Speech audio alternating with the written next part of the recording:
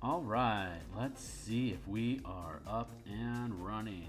Doing a mic check, 1, 2, 3. Doing a mic check, 1, 2, 3. That sounds kind of quiet. Mic Hold on. check, 1, 2, 3. That sounds Up kind that of. volume a little bit. There we go. And okay, cool. Hey, my name is Phil Kearney. I create role-playing games. I illustrate them and I publish them online. And I've been playing D&D basically since 1987, and I've had Eberron as my port of call, as it were, since basically about 2006. Played it through a couple different editions, as well as a bunch of Cypher system stuff. Boy, Eberron's a really fantastic campaign world. And I've been creating D&D 5th edition content on DMsGuild since the release of Ravnica, which was back in 2017. So it's just a matter of time before I started building Eberron content on DMsGuild as well. And this adventure that we're looking at the cover of right now, Crystals of Mabar, it's the first adventure that we've been creating. It's an adventure for level 7 and 8 level characters, 4 to 5 of them. Basically running around fighting undead in the Carnwood. You can follow me at Phil Kearney. If you're still on the Twitter X platform, I am at Phil Kearney. I'm here 10 times per week, 5 days per week. Like, subscribe, hit the bell icon to get notifications of when I am live in the future. Here is the full playlist of all 200 and some odd episodes, including creation of this book cover around episode 40. And right now, this is the Red Wolf Mercenary that we had completed yesterday. We're now getting into Emerald Claw Zealots as an NPC monster token. Emerald Claw found an artifact and ritual that will allow them to permanentize a manifest zone to Mabar, which can be harvest once the terraforming completes. They can harvest the materials in the manifest zone to create arcane focus and alchemical formula to create different items from the flora and fauna, or the flora that's natural to the Mabar, plane of Mabar. So that's what we're working on, the Zealot tokens, the Emerald Claw, the main antagonists in the adventure.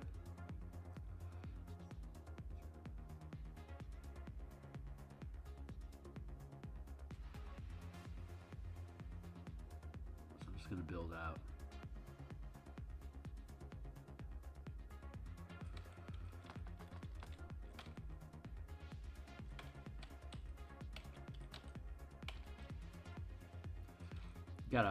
Got a mug of coffee and my timer going, and I got about an hour or so of work this morning.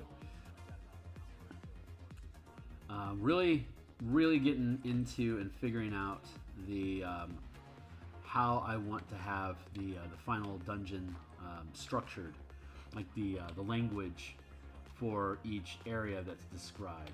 It's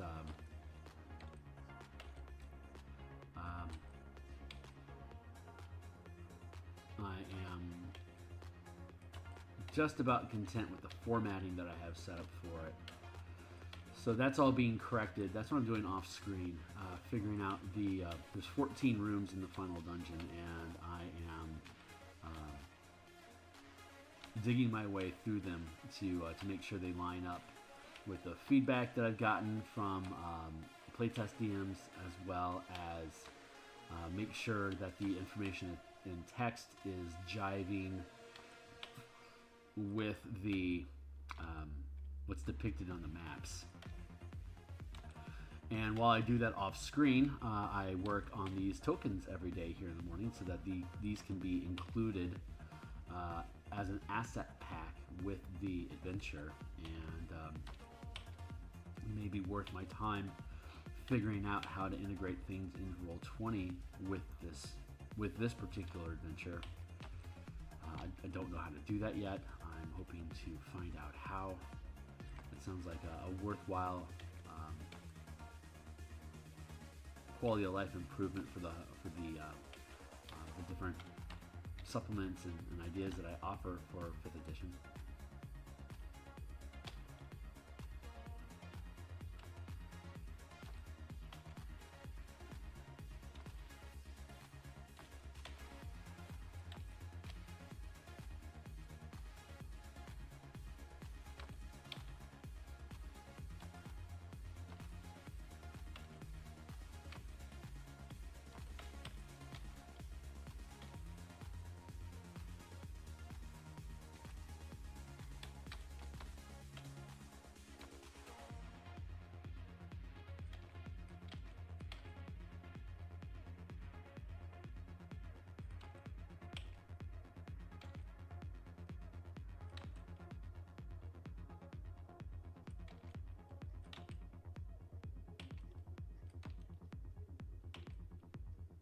I'm a pretty big fan of the protected neck.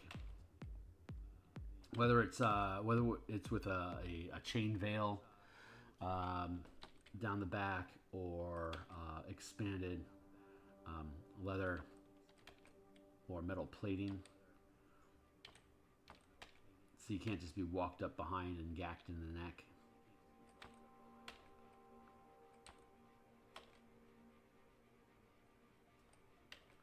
So you'll see that a lot in my designs. I don't know if it's just a personal paranoia or what, but I notice it is a feature in a lot of the designs that I build. Less so in heroes, but definitely in villains.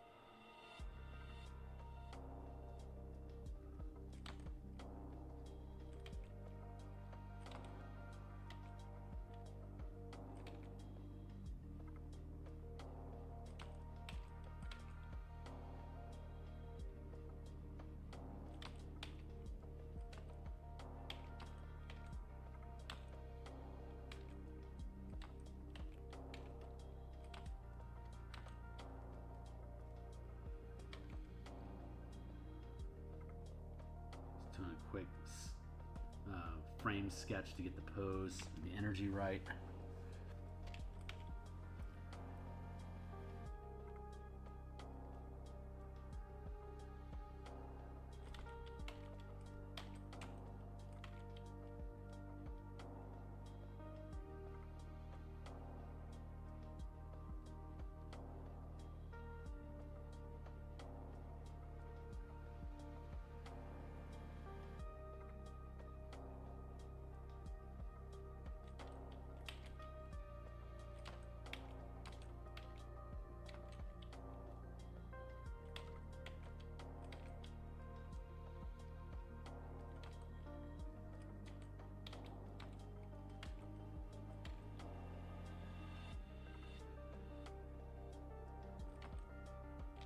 That, yeah, there we go. So I'm here, I stream 10 times per week, Monday through Fridays. In the mornings like this, I work on token art and maps. We've got once we get the claw done, we've got the Houndsman and Karen, the Enchantress, left. And then we'll be transitioning over into building more maps. We have some optional encounters in the Carnwood, as well as the Manifest Zone itself within the Carnwood. Some just to expand and add content to the they're optional encounters. You don't have to have them, but if you do, it creates both combat, social, and a little bit of exploration. Moving from one area to the other depends on how much time the DM wants to spend in the place. The optional encounters are designed to pad out and tack in an extra level, so you could potentially start this, if you're going to use all of the optional content and extend out the game to run multiple sessions, then you can realistically start the characters at 6th level, and by the time they get to the final battle, they could be 8th. And that is perfectly acceptable. So if you build out, if you use everything in the adventure, you can clock in around 60-70 hours in the session.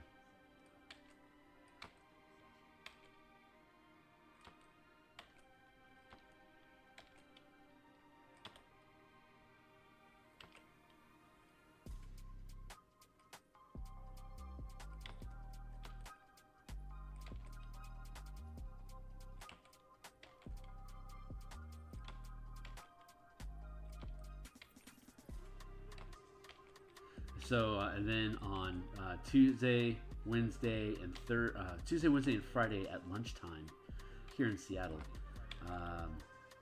I have a development stream. I design new mechanics for books that I'll be publishing. Currently on DMsGuild, but in the future, if I can accumulate enough of an audience, I may be able to do Kickstarters. So if you think the stuff that I do is cool, please do like and subscribe, and key into my Discord and my Patreon to get more notifications of stuff that I'm doing. So if I can build enough of an audience and you think it's worth it, then I can start doing those Kickstarters and start building ahead instead of the way that I have to do things right now is I have to build the whole thing, do all the artwork, get everything actually produced, publish it, and if people buy it, they like it. And the issue is whether or not they can find out about it. So I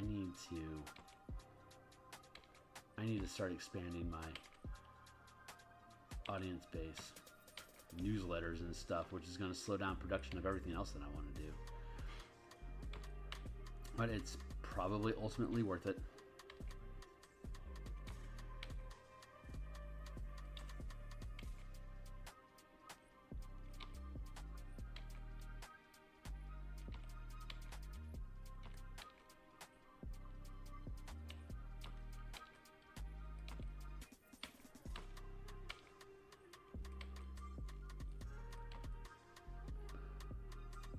That pose feels really stiff in there. Look, that that arm is almost dead.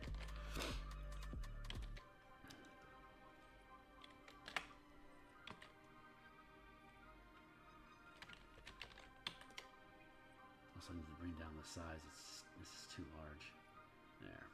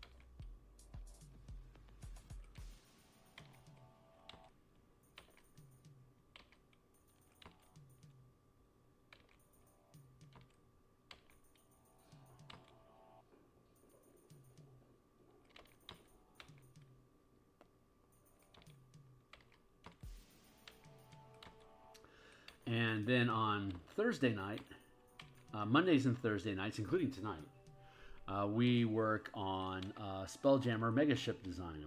We're currently converting from Light of Zaraxis, we're converting Vokath's battle station, or home base, into a 500-foot lobster battle crab to fight against the Zaraxian fleet that arrives in the system to throw their weight around. That is going to piss off Vokath. That's going to convince him to chip in and help the team. And if the team does well in commanding the allied fleet against the Zaraxians in Doomspace, they'll be able to, if they can push the Zaraxians away, drive them away, then the NPCs will have the confidence that the team knows what they're doing enough to follow them.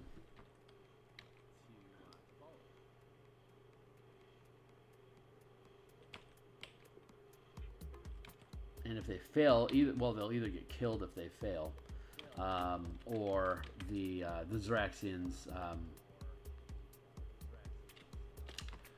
force the conversation that they were originally intending on having before you got into a fight with them. And as a result of it, they will take the sister.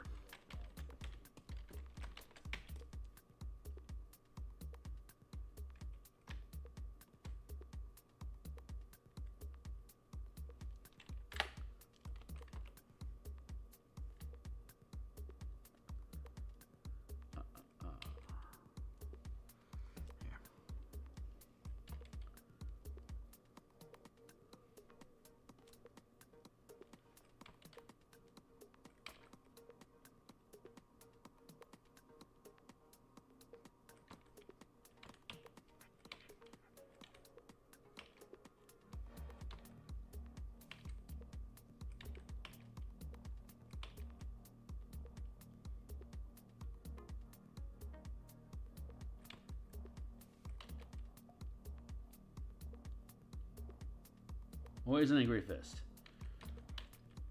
Bad guys, angry fists. It's like milk and honey.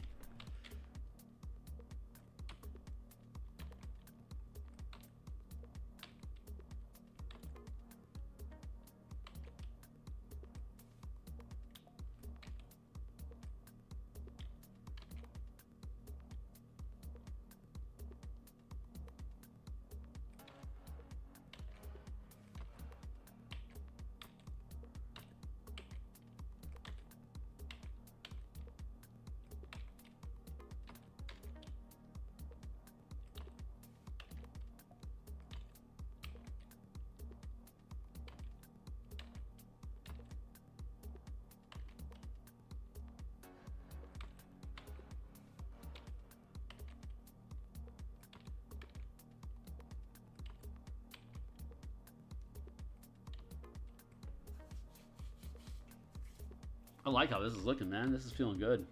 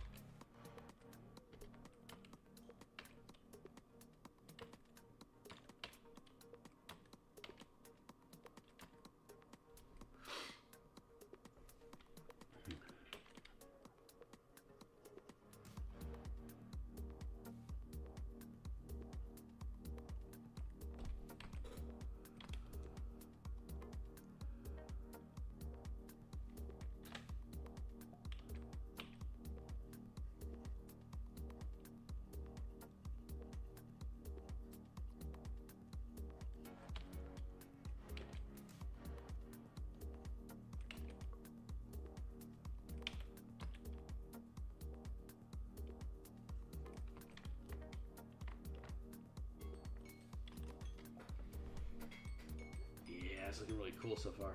All right, timely timer, keeping time. Take the timer.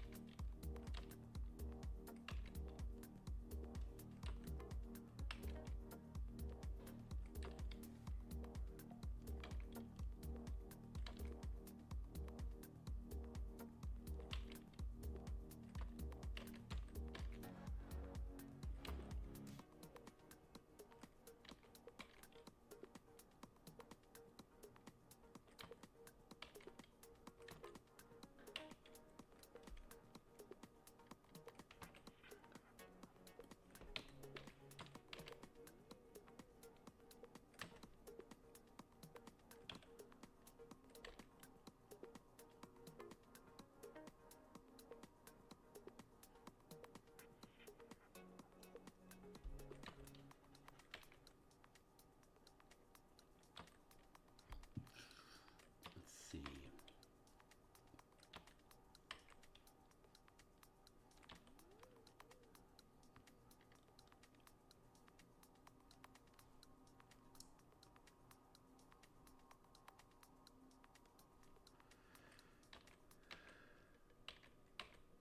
Good height. I need to a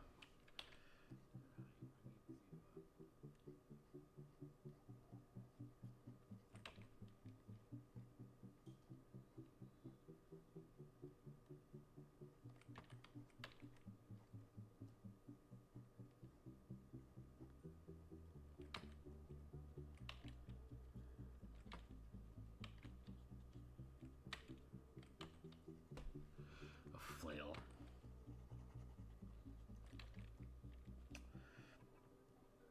I grant thee a flail.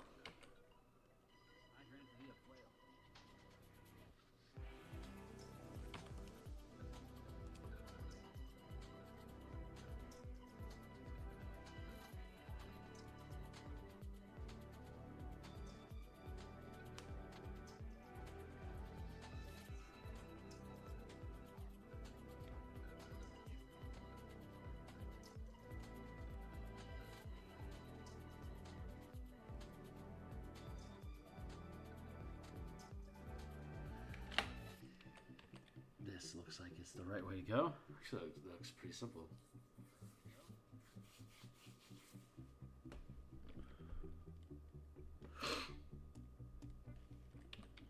Nice.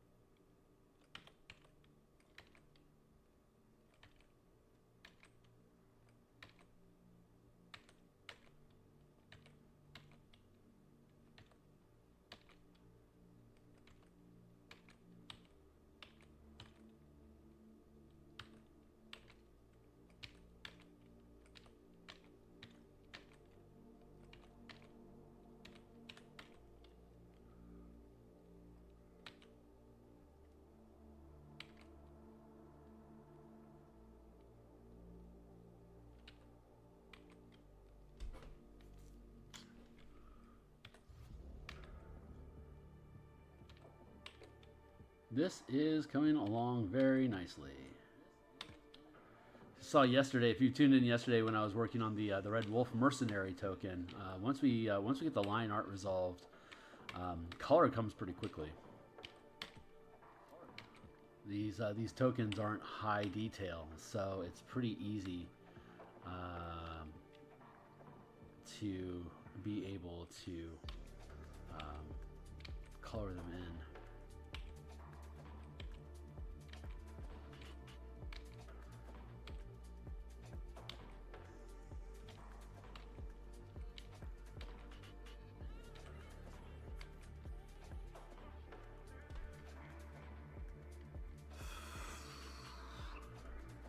Not quite there.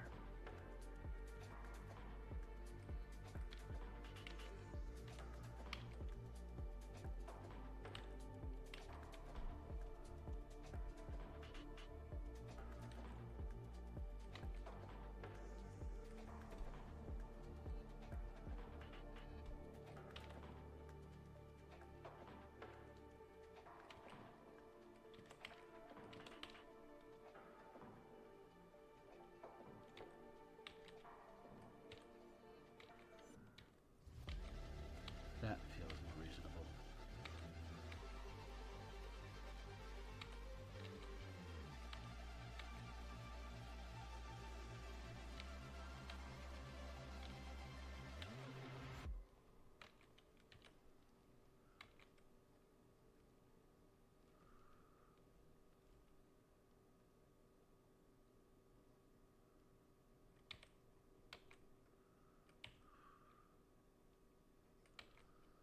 There.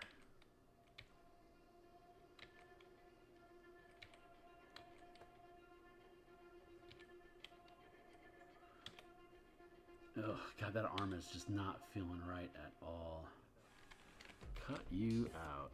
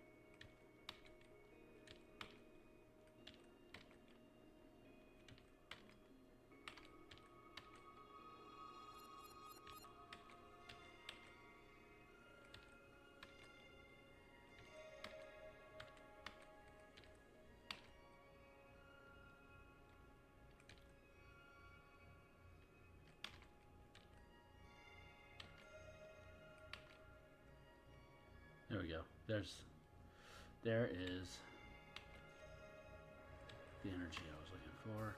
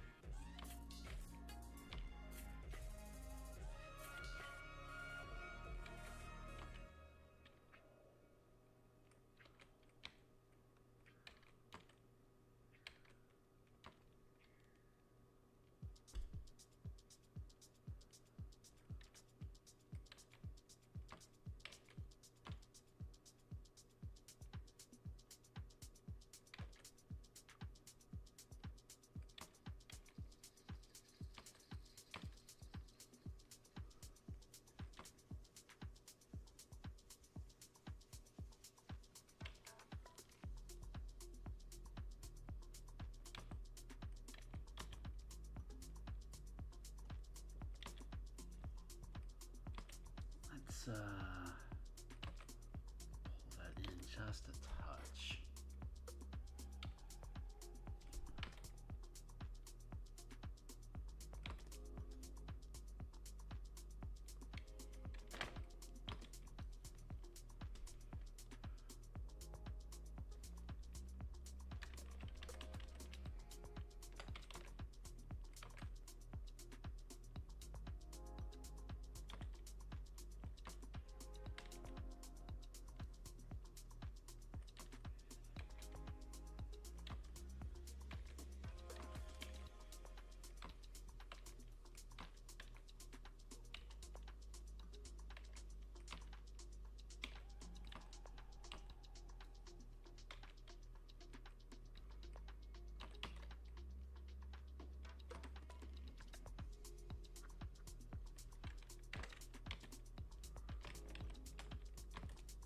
I just need to flatten it a little bit. There we go.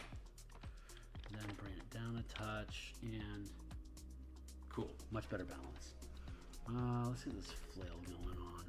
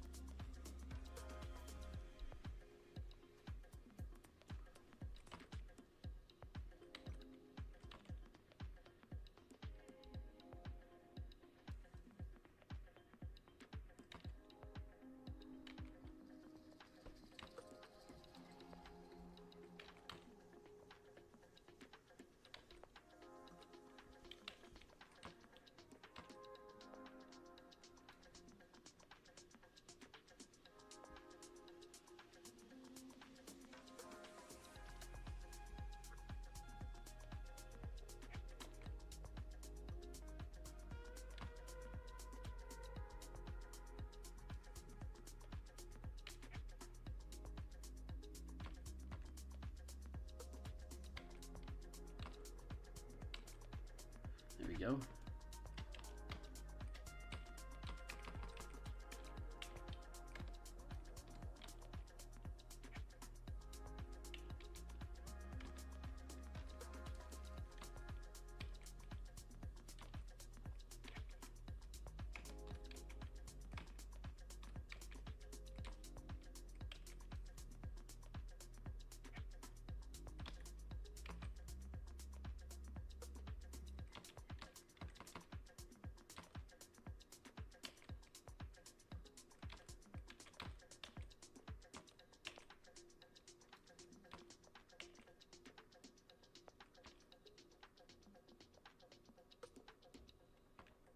Don't see a lot of flails in game these days.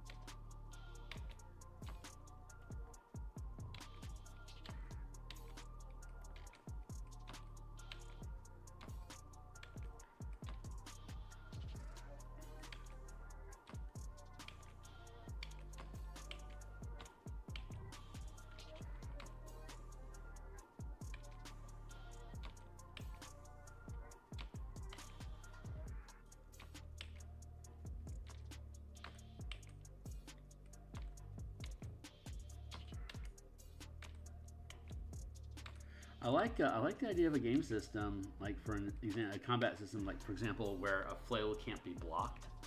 A game that has a little bit more of a robust reaction economy, where you can like counter something or reduce damage, kind of like what we have in the power system that we develop during our lunch shifts. There's reactions to prevent damage. There's actions to mitigate damage. But why would you need both? Because it could be that, like for example, the flails can't be blocked because they wrap around defenses, so you can't block or effectively parry a flail. So that's why you'd want a flail. But then you'd also need to have, well, if you can't parry a flail, you need to mitigate somehow. So you could have reactions that, like roll to hit, reduce the amount of damage that you take, which would be a different type of reaction than dodging the shot or parrying the attack. You see, if you can't parry the attack, then you're gonna have to use your reaction to reduce the damage that you take from it. So there can be a paper, rock, scissors sort of dynamic between different sorts of weapons if your combat system has a more robust resolution system. That.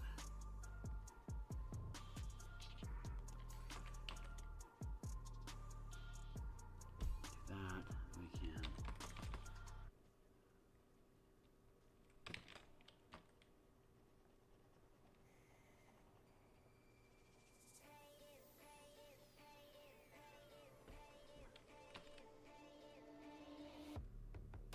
Down, down, down, down.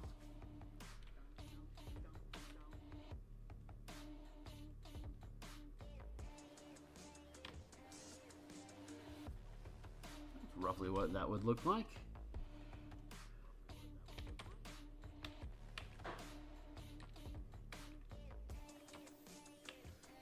Good old chain skirt. You never go wrong with chain skirts.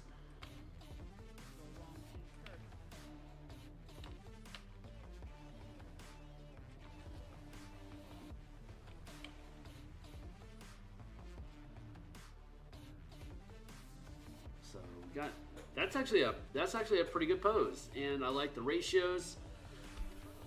I think I want to scoot this down just a tick further.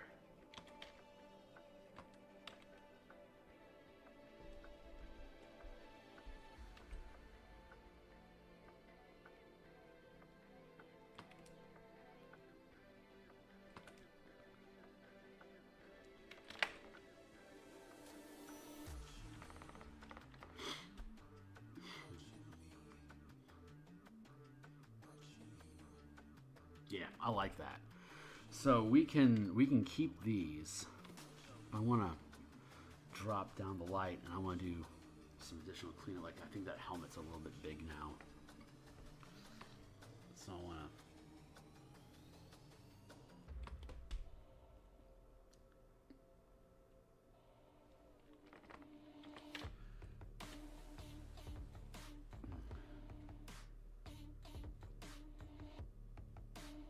Yeah, that's a pretty cool looking dude. I like it. So we're going to stack that up. Second take, 715.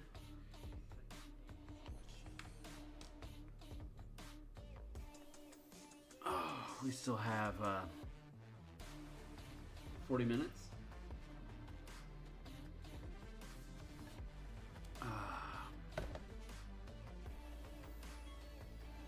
Start our timer over. Okay.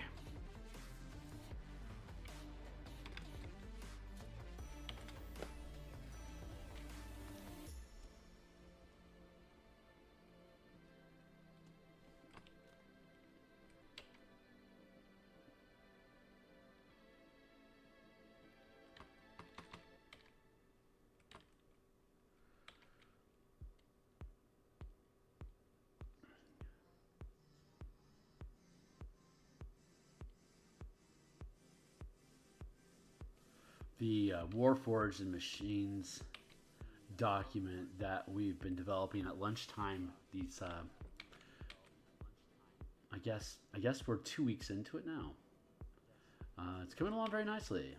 We have our. I'm not sure if I'm 100% on board with the narrative for pilots knowing techniques.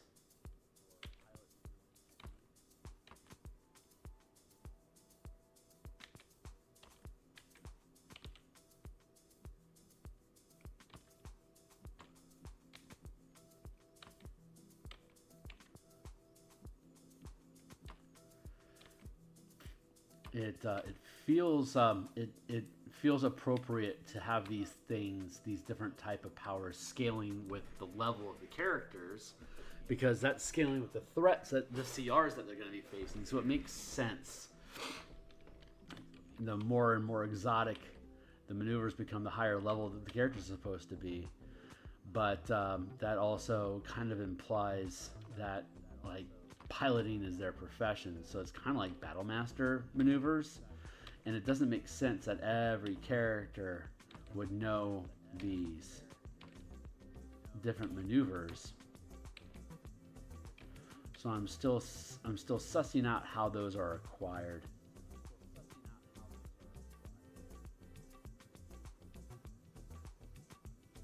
Because pilots can amplify spells and powers that they already have and class features to use with vehicles, but now we're trying to build in a resource system like weapon components that are added on to the mecha. And if it was a game about pilots, then it would make sense that the type of pilot you are would have access to different types of maneuvers.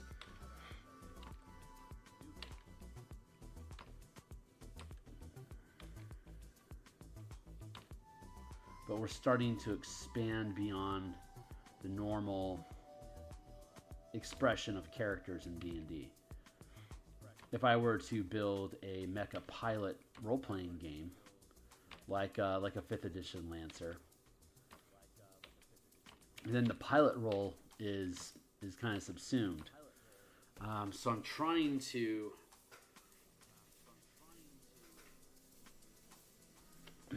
the way that Lancer does is they provide new schematics, and the schematics upgrade the mecha, which explains the level up process. It's not so much it's kind of the pilots leveling up, but it's also the pilots getting access to stronger, better mecha as they level up. And so the narrative for Lancer there is preserved, but we don't have access to that narrative in a standard as a clip-on system for 5th edition fantasy.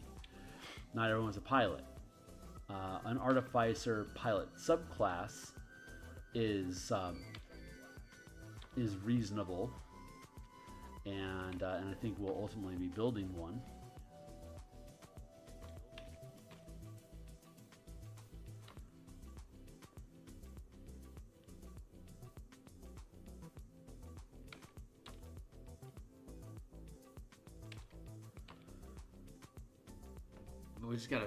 We gotta suss out how other characters get access to these things. The scaling is good, just the narrative isn't there. So we'll continue working on that on Friday. Tonight, we'll continue with the floor plans, or the deck plans, for Vokath's Battle Lobster. I've been calling it a battle crab, but it has one of those. What is the tail called? What is the tail of a lobster called?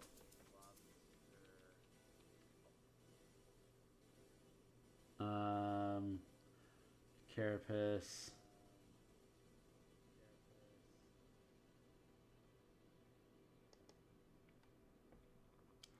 Tail is actually the abdomen, not the tail. That's the first false tail.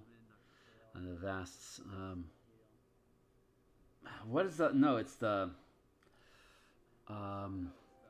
What is the flare at the end of a lobster tail called. Thank you.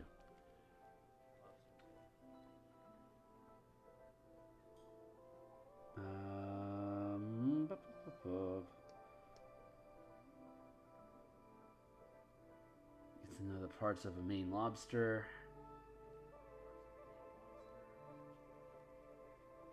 Oregon.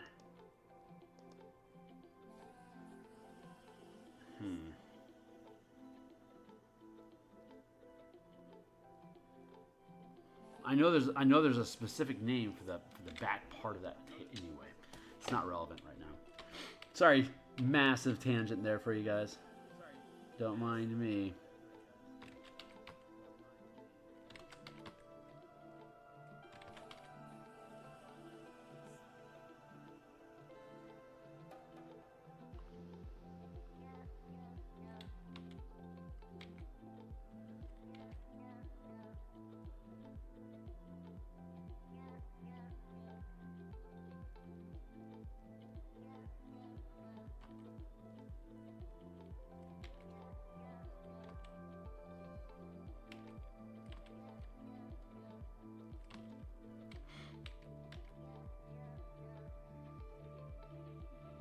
So far balanced.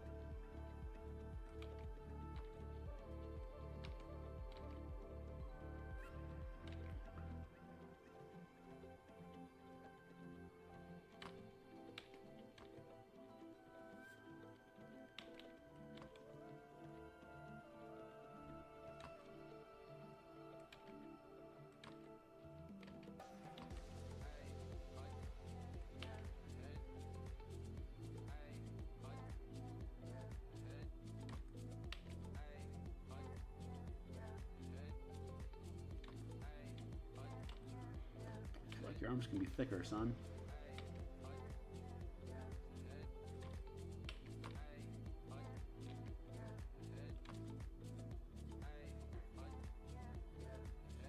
I was right.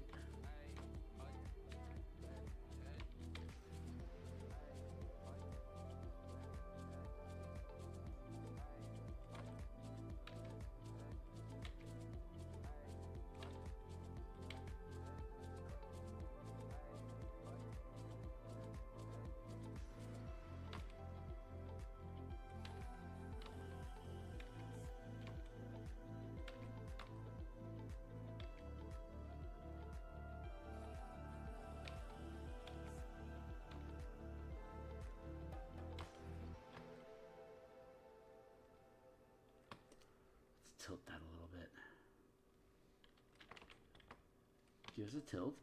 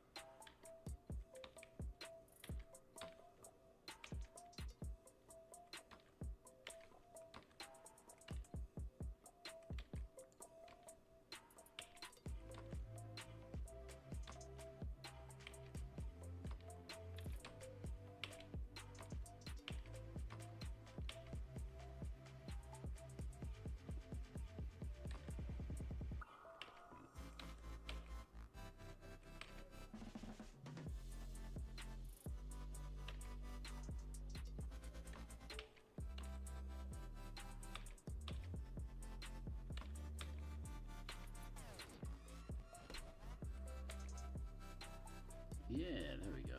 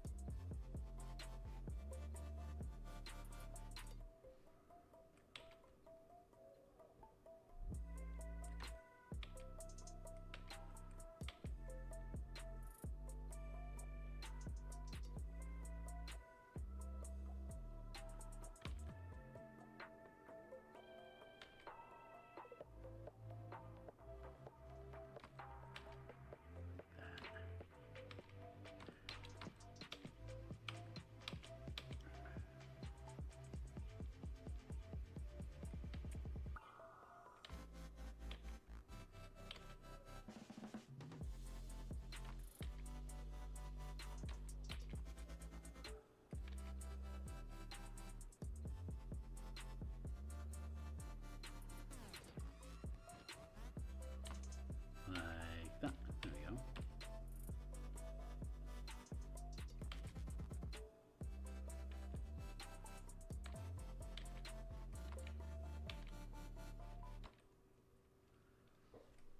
Yeah, that's feeling pretty good.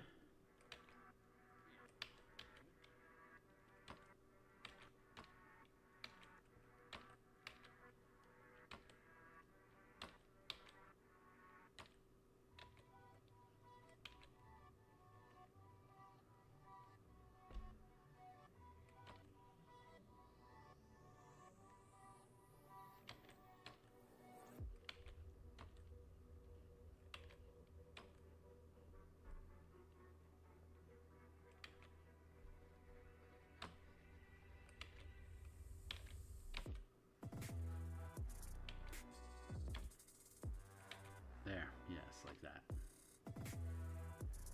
I'm really leaning into my picture today. I can tell I'm tired. I don't lean in like that unless I'm exhausted. So, cheers to exhaustion.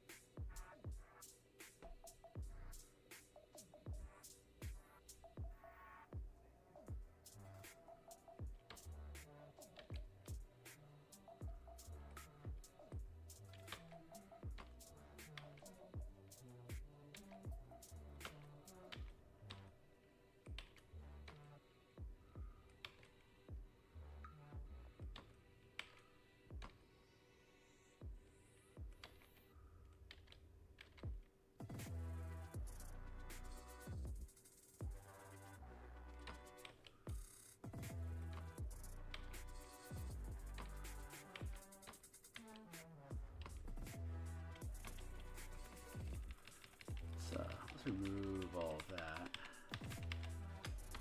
Let's carve that out real quick. Just to reassess where we are in this space.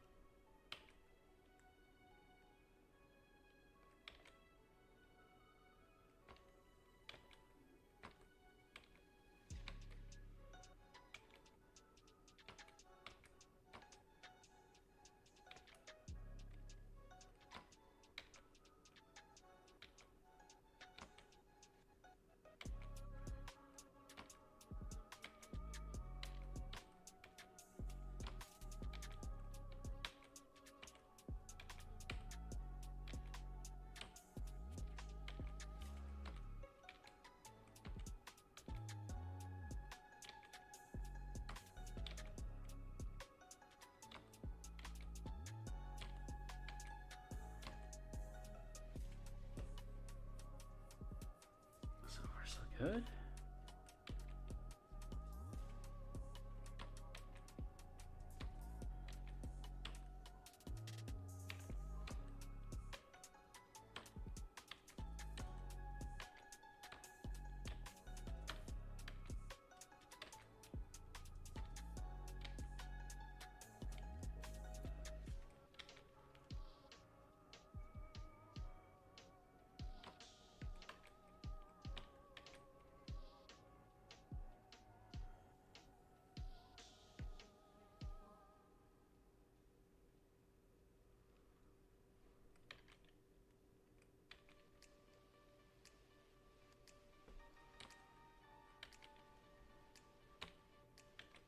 So far, so good.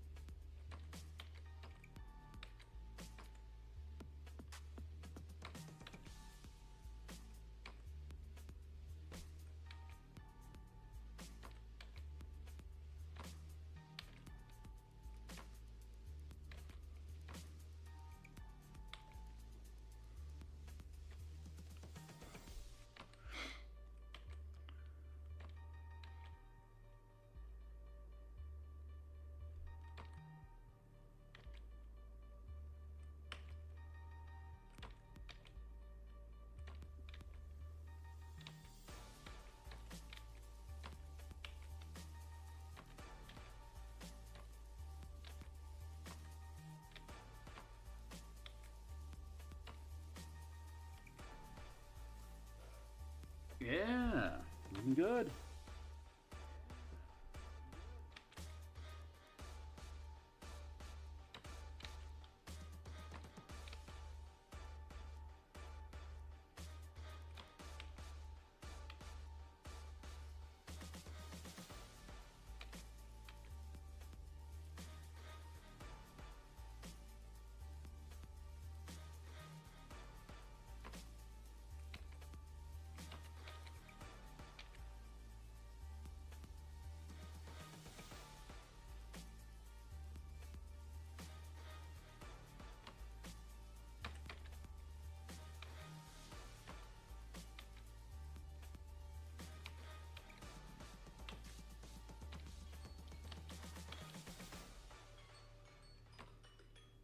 Hey, all right.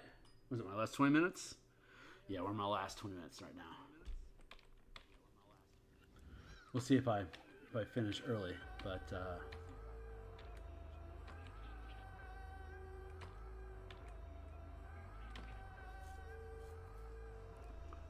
we go.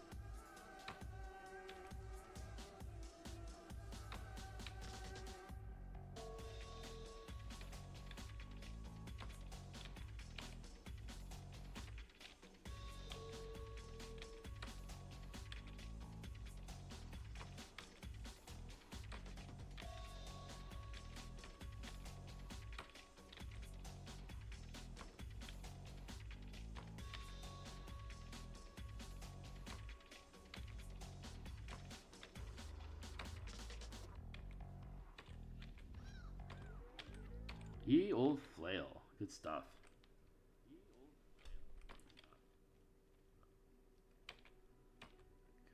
Good stuff.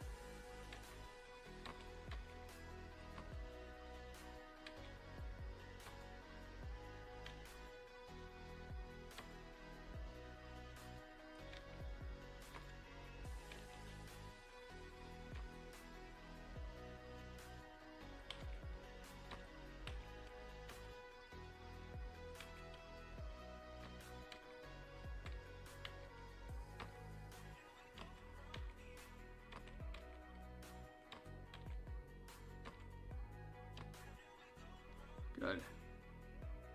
Yeah, okay. I think that's strong enough.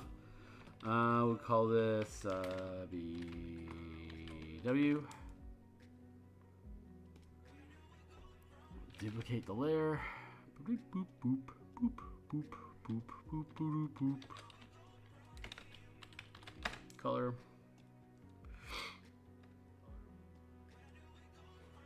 It's 7:43. I think we'll go ahead and stop it here.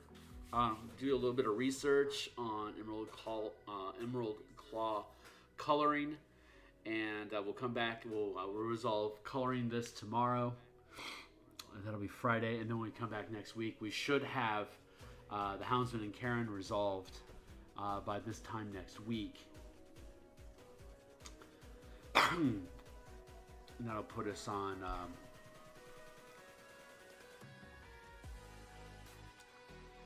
I have the 20th through the 24th. I have vacation time coming up. I have a vacation day on the 13th on Monday as well. So I've got a lot of capacity to knock down some shit. And yeah, so I suspect by 16th or 17th next week we'll be done with this array of tokens. That'll give us time to do vignette maps for optional encounters from the 20th to 24th. We should finish up the text in this block of time as well, so that in the last week of May, hopefully we'll be able to move into page layouts in June. That's the plan. Stay on course June, July, August, September to get this thing done, and September, maybe October. So we have a clear, we'll have a clear path for us to start rebuilding the color mana system using the updated 2024 Player's Handbook rules. So we'll be back tomorrow to finish this. I'm going to be back tonight in about 11, probably like an 11.5-ish hours. It's 7:45 here in Seattle. I'm technically on by 7:30.